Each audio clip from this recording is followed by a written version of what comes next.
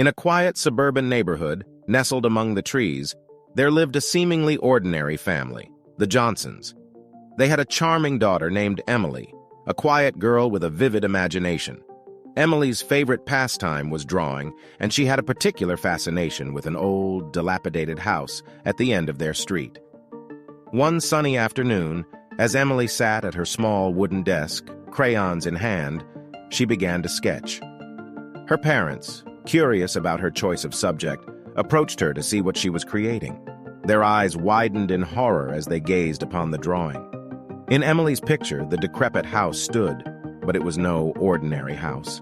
It had gaping windows like hollow eye sockets, a twisted, gaping door that seemed to grin maliciously, and gnarled trees that reached out like skeletal hands.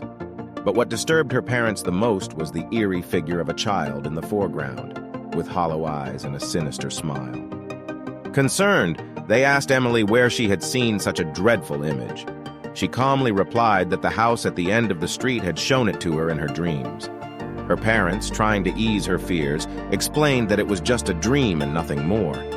However, that night, they couldn't shake the feeling of unease that had settled upon them. They decided to investigate the old house, now abandoned for decades.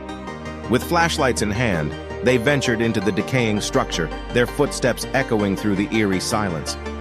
In the attic, they discovered a forgotten journal, its pages filled with sinister tales of a cursed child who had lived in the house long ago.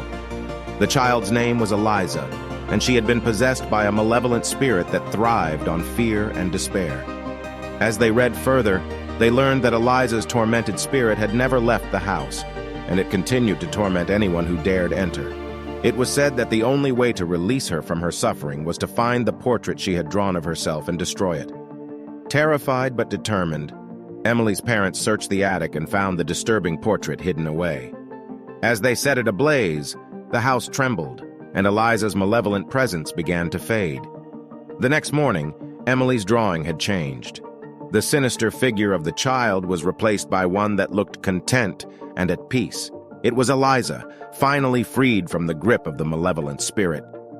The haunting portrait, a child's disturbing vision, reminds us that sometimes the most innocuous drawings can harbor the darkest secrets, and that confronting our deepest fears can lead to unexpected redemption.